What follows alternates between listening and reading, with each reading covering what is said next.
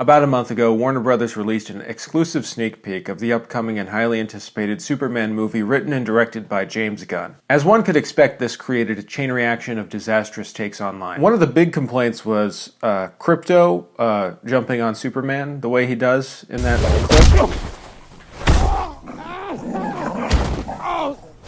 A lot of people were like, why is he hurting Superman? Why is he jumping on him and hurting him? The sound effects of Superman getting hurt are kind of like comically over the top, and I think that's the point. What I settled on was that the people who didn't understand this moment either just thought it was a stupid joke, but are acting like it doesn't make sense, or B, are programmed to believe Superman is an inherently serious piece of media and cannot fathom any comedy connected to the character. This is typical Twitter. I mean, none of this was too surprising. But the tweet that broke me was criticizing a later moment in the scene when Superman's being healed by some robots. Here is that moment. Thank you. No need to thank us, sir, as we will not appreciate it. We have no consciousness whatsoever. Merely automatons here to serve. Meet 12. She's new. He looked at me. All right, and this is the tweet. Robot 1, we are uncaring, non-sentient automatons who won't appreciate thanks. Robot 2, immediately giggles and blushes because Superman looks at her, question mark, question mark, question mark. Movie written for morons. All right, so this is Woman Caring Man, by the way. I'm Jake. All right, that's enough. We didn't see a movie this week, so I'm talking about this, something that I actually can't stop thinking about. It's been over a month now. This tweet got 37,000 likes. I'm not trying to put this person on blast or anything.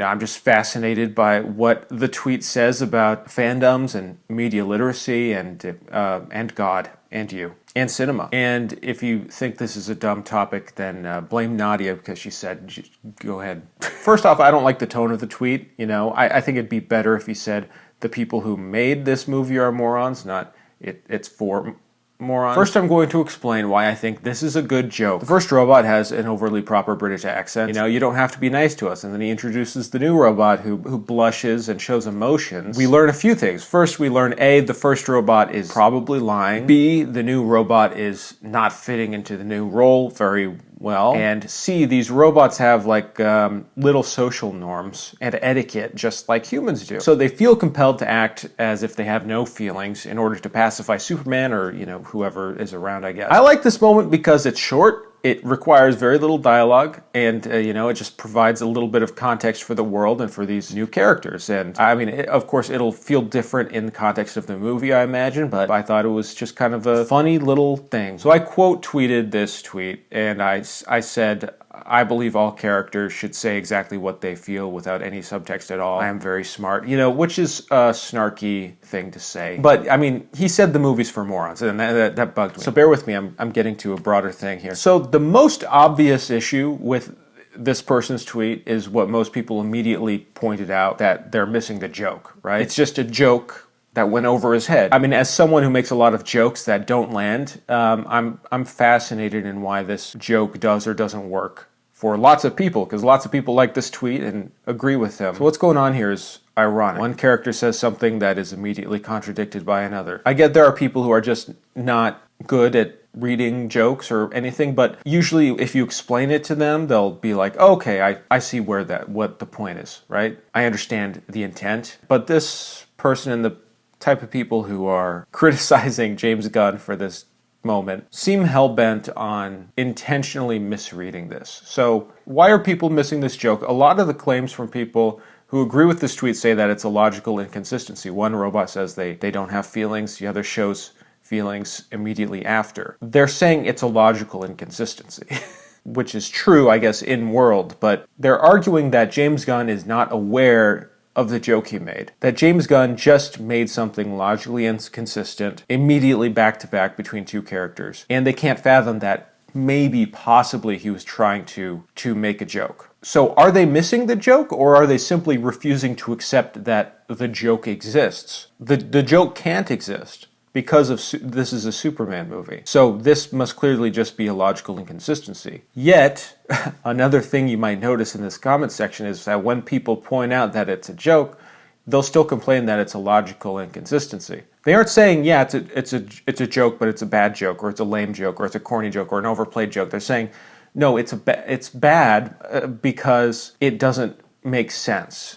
in-world. Someone under my tweet said, no, but I genuinely don't understand the joke here. Why is the first one saying that at all if it's just true? It's not like a joke or anything, it's just a lie? Or does he not feel/care and the other one does? I'm confused. This is something I really like. Just people who don't get the joke, they're trying to understand for whatever reason. Like, that's fine. This is normal. This is a normal reaction to not understanding the joke. Like, yeah, the point is that it doesn't make sense. The point is that, yeah, this character is not telling the truth. He has this, like, very proper attitude. It makes sense that he would maybe be hiding the fact that they do have feelings, you know? As this person says, jokes are often about contradictions between what you expect to happen and what actually happens. From the first robot talking, you expect the robots in general are cold and detached, but the second robot immediately goes against that. That's the joke. Great explanation. Is the point supposed to be that they do feel but are trained not to? If they do feel, is that a part of their programming? If so, what would the purpose be in training them not to feel rather than just programming that way? Or is not feeling here like a 9 to 5 for them? So this person's getting into the real logistics here. They even say they get that it's a joke. They're just thinking of the mechanics of it. Like, yes, it's a joke for the audience, but in universe, this is a thing that's happening. So how/why does it happen is the thought.